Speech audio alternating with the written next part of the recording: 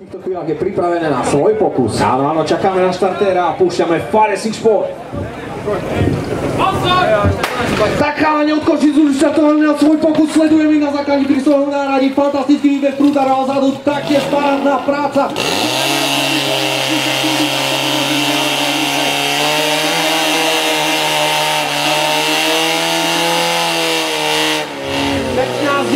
15-11 a 15-81. Tak fantasticky rozbehnutý útok, ktorý počas svojho priebehu znel nejak čudne. Všetci sme počuli, že stroj nám išiel do otáčok, do ktorých by nemal, a to sa asi aj postaralo o ten ubehnutý čas na 15. sekundu. 15,11 ľavý terč a aj výsledný čas pre Fire Racing Sport pravý terč 14,81. Tak ja som